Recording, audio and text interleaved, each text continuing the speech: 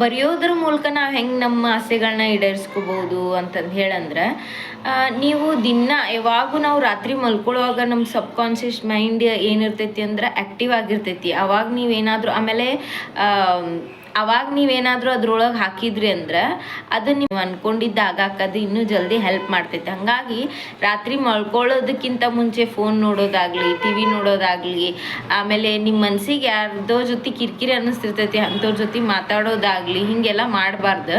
ಯಾಕಂದ್ರೆ ಅದನ್ನು ಆ ರಾತ್ರಿ ಹೆಂಗೆ ಏನಾಗ್ತೈತೆ ಅಂದ್ರೆ ನಿಮ್ಮ ಮೈಂಡ್ ಭಾಳ ಅದ್ರೊಳಗೆ ನೀವೇನ ಮಾಡಿದ್ರು ಅದು ಒಂಥರ ಛಾಪು ಒಂಥರ ಹಚ್ಚೆ ಕುತ್ಕೊಂಡಂಗೆ ಕುಂತ್ಬಿಡ್ತೈತಿ. ಅದ್ರ ಸಂಬಂಧ ನೀವು ರಾತ್ರಿ ಹೊತ್ನಾಗ ಇಂಥವನ್ನೆಲ್ಲ ಮಾಡಬಾರ್ದು. ಆಮೇಲೆ ರಾತ್ರಿ ನೀವು ಮಲ್ಗೋದಕ್ಕಿಂತ ಮುಂಚೆ ಏನು ಮಾಡಬೇಕು ಅಂತಂದು ಹೇಳಿದ್ರೆ, ಒಂದು ಡೈರಿ ಅಥವಾ ನೋಟ್ಬುಕ್ ಏನಾದರೂ ತೊಗೊಳ್ರಿ. ಅದು ನಿಮ್ಮ ಕಂಫರ್ಟೇಬಲ್ ಇರೋಂಗೆ ತೊಗೊಳ್ರಿ. ಅದ್ರೊಳಗೆ ನಿಮಗೆ ಆಗಬೇಕಾಗೈತಿ, ನಿಮ್ಮ ಇಚ್ಛೆಗಳು ಏನದಾವಲ್ಲ ಅದನ್ನು ಬರೀರಿ.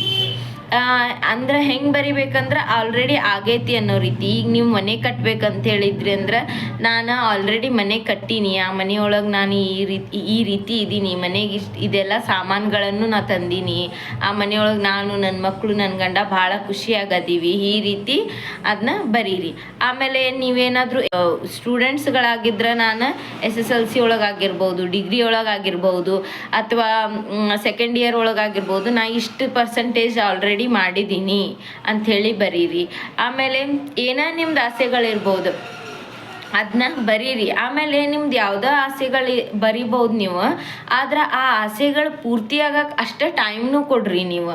ಅಂದ್ರೆ ಈಗ ನೀವು ಮನೆ ಕಟ್ತೀನಿ ಮನೆ ಕಟ್ಟೀನಿ ಆಲ್ರೆಡಿ ಅಂಥೇಳಿ ಹಿಂಗೆಲ್ಲ ಬರೆದ್ರೆ, ನೀವು ಮನೆ ಅಟ್ಲೀಸ್ಟ್ ನೀವು ಮನೆ ಜಾಗ ಐತಿ ನಿಮ್ಮ ಮನೆ ಕಟ್ಟಕ್ಕೆ ಸಾಧ್ಯ ಆಗಕತ್ತಿಲ್ಲ ಅಂತಂದ್ರೆ ಓಕೆ, ಅದನ್ನು ಕಟ್ಟಕ್ಕೆ ಒಂದಿಷ್ಟು ದಿನ ಬೇಕಲ್ಲ, 1 ವರ್ಷ 6 ತಿಂಗಳು ಹಿಂಗೆ, ಆ ಥರ ಹಂಗೆ ಒಂದು ಟೈಮ್ ಕೊಡ್ರಿ.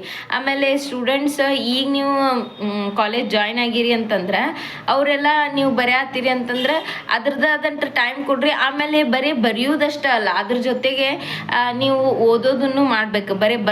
ನೀವು ರಾತ್ರಿ ಅದನ್ನ ಡೈರಿ ಒಳಗೆ ಬರೆದ ತಕ್ಷಣ ಅದೆಲ್ಲ ಮ್ಯಾನಿಫೆಸ್ಟೇಷನ್ ವರ್ಕ್ ಆಗಂಗಿಲ್ಲ. ಅದಕ್ಕೆ ನಿಮ್ಮ ಎಫರ್ಟು ಭಾಳ ಇಂಪಾರ್ಟೆಂಟ್ ಇರ್ತೈತಿ. ನಿಮ್ದು ಬರೀರಿ ಅಲ್ಲೇ. ಅಂದ್ರೆ ನೀವು ಈ ರೀತಿ ಬರೆಯೋದ್ರಿಂದ ಏನಾಗ್ತೈತಿ ಅಂದ್ರೆ, ಈಗ ಸ್ಟೂಡೆಂಟ್ಸ್ಗಳು ಬರೆಯತ್ತಾರ ಅಂತ ಹೇಳಿದ್ರೆ ಅವರಿಗೆ ಓದೋ ಕಡೆ ಲಕ್ಷ್ಯ ಜಾಸ್ತಿ ಆಗ್ತೈತಿ. ಆಮೇಲೆ ಓದಿದ್ದು 10 ಸತಿ ಓದ್ದಾಗ ನೆನಪಿರ್ತೈತಿ ಅಂದ್ರೆ 1-2-3 ಸತಿ ಓದ ತಕ್ಷಣ ನಿಮ್ಗೆ ನೆನಪು ಉಳಿಯಾಕ ಚಾಲು ಆಕೈತಿ.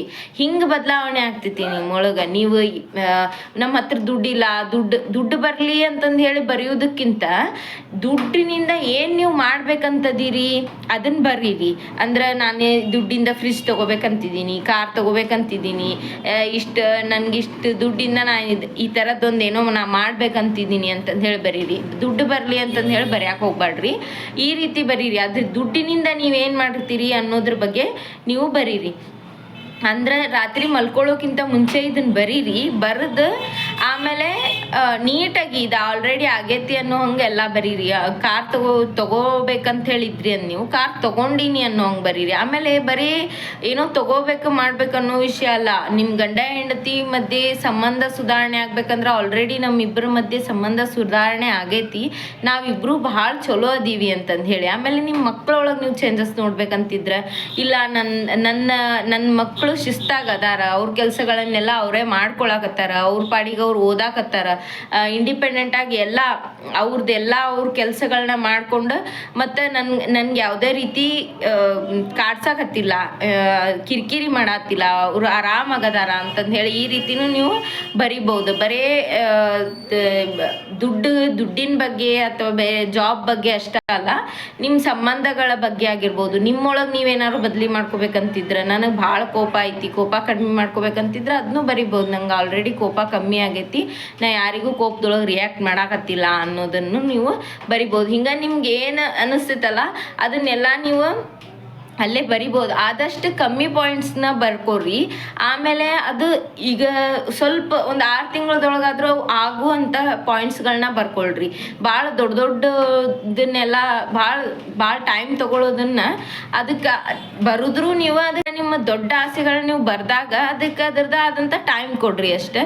ಇದನ್ನು ಟ್ರೈ ಮಾಡಿರಿ. ನಾನಂತೂ ಇದನ್ನು ಟ್ರೈ ಮಾಡೀನಿ, ನನಗೆ ಪೂರ್ತಿ ವರ್ಕ್ ಆಗೈತಿದೆ. ಹಾಗಾಗಿ ನೀವು ಟ್ರೈ ಮಾಡಿರಿ, ಇದರಿಂದ ನಿಮಗೂ ಡೆಫಿನೆಟ್ಲಿ ವರ್ಕ್ ಆಕೈತಿ.